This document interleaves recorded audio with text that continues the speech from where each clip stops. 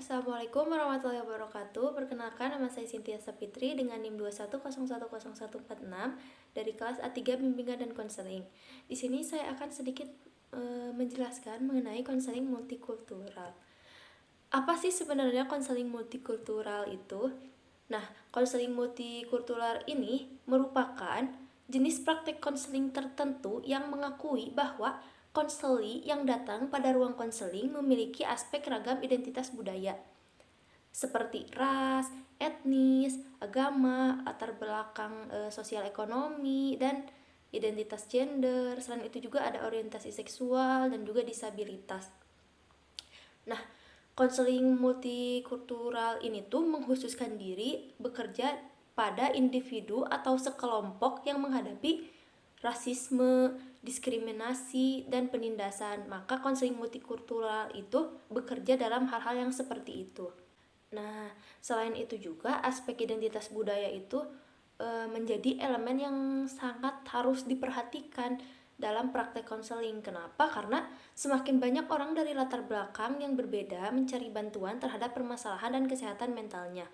Maka konselor ini harus mampu mengambil pendekatan holistik dalam memahami dan menangani kebutuhan para konseli tersebut. Dari yang telah dijelaskan sebelumnya bahwa konseling multikultural ini tuh bertujuan untuk mengatasi atau membantu klien atau konseli terkait dengan ras, etnis, agama, identitas gender, orientasi seksual, atau faktor sosial lainnya yang berada di luar mayoritas atau di luar kelompok sosial dominan. Selain itu juga, kenapa konseling multikultural itu menjadi penting? Karena pada saat ini, dalam hidup bermasyarakat yang beragam dan diproyeksikan menjadi semakin beragam pada beberapa dekade yang akan datang, maka konseling multikultural ini tuh berperan supaya masyarakat atau konseli yang merasa mereka ditindas, mereka mendapatkan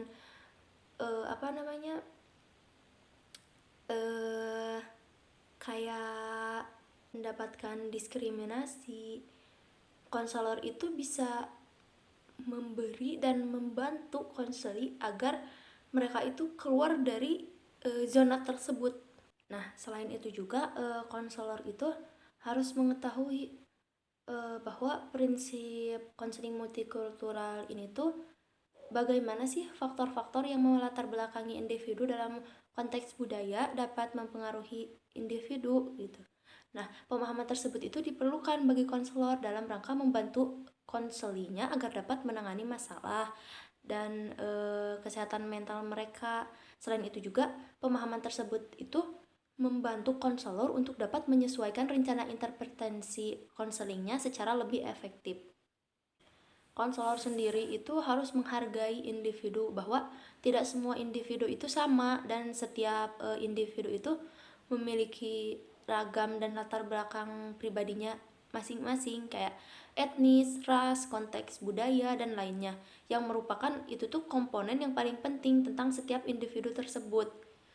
Selain memainkan peran penting terkait bagaimana seseorang mempersepsi dunianya dan berhubungan dengan orang lain,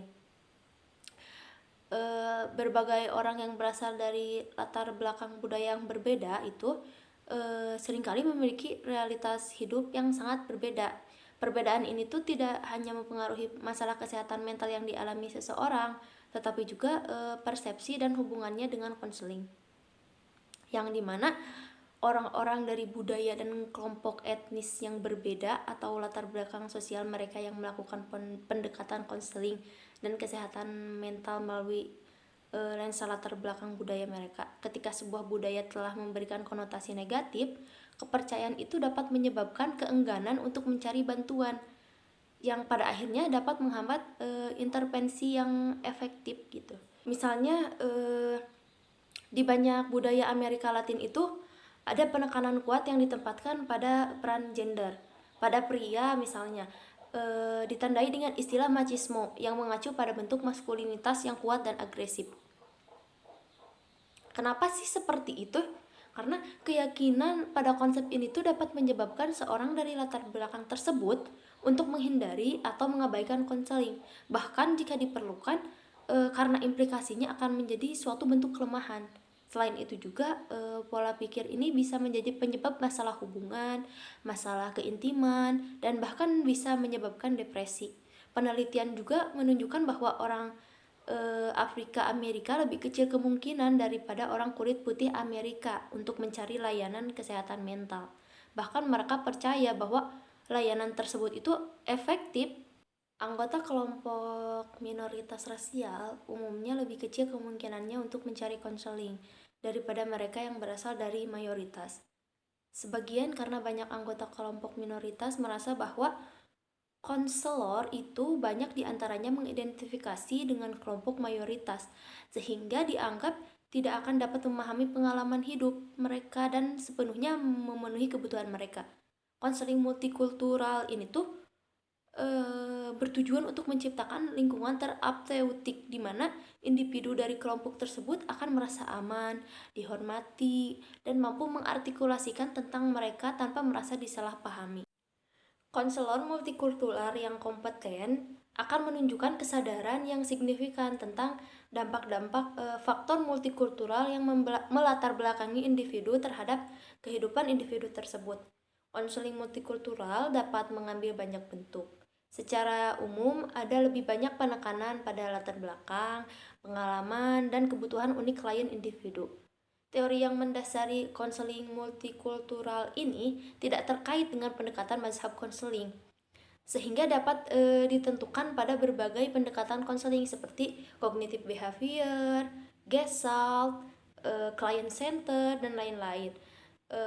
Dari berbagai setting konseling seperti konseling pernikahan, konseling keluarga, konseling komunitas, dan setting konseling lainnya yang sesuai selama konselor dapat memahami kesulitan yang mempengaruhi perkembangan konseli yang terpikirkan dan masalah unik yang sedang konseli tersebut hadapi. Ketika konseling bersifat elektrik, pengaruh budaya klien harus ditimbang dari setiap aspek proses terapeutik itu. Terima kasih.